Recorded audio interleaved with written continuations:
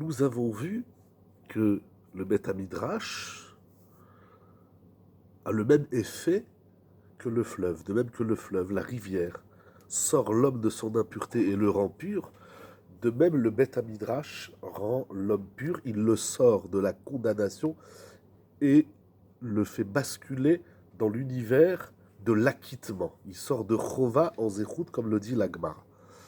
Le Chida Hakadosh demande, mais quel est le Chidouche? Bien évidemment que lorsqu'on va au Beth Midrash, on devient meilleur, on reste pas tordu.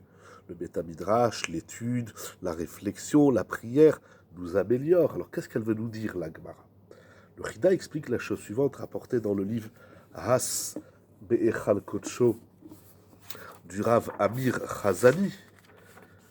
Il dit la chose suivante.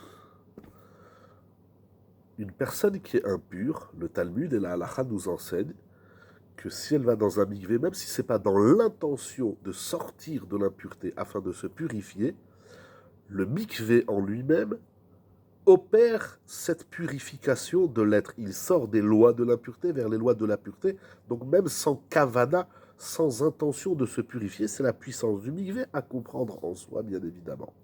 Le Chida nous dit, pareillement pour le Beth Midrash, même si tu ne vas pas au Beth Midrash dans l'intention de te purifier, c'est une metsiout, c'est une réalité qui s'opère par la force du Beth Midrash que de te purifier.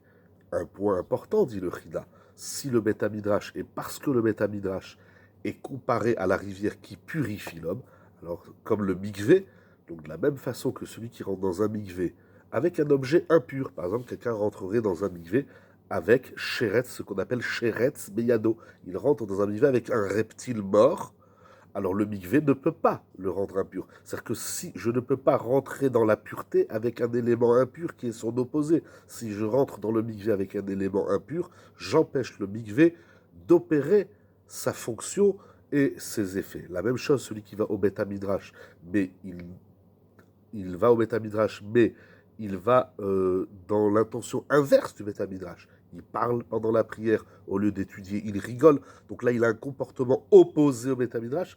Là, le Beth Midrash perd de son effet. Donc on n'a pas besoin d'intention de se purifier. C'est une metsiout, ce qu'on appelle. C'est-à-dire l'effet, il est réel, mais à la condition qu'on ne fasse pas le contraire. Si on fait le contraire de ce qu'on doit faire dans un lieu saint, par exemple, comme on l'a dit, parler pendant le Kaddish, tenir des propos qu'on n'a pas le droit au Beth Midrash, avec tous les dinim et la halachot rapportés dans le Talmud, dans la halacha, si on fait l'opposé du Beth Midrash au Beth Midrash, si on fait l'opposé de la synagogue à la synagogue, on perd tout l'effet de la synagogue. Et c'est bien dommage parce que nous avons vu, et que même si on n'a pas l'intention de se purifier, le fait même de rentrer dans un Beth Midrash, d'écouter une parole de Torah, de participer à une prière, de lire des Teilim, etc., c'est une réalité que cela transforme l'homme et le sort, l'extrait de la chova, de la condamnation, pour le conduire au meilleur, aux Zechut, ce que nous souhaitons à tout le monde, bien évidemment, dans la santé, la joie et le bonheur.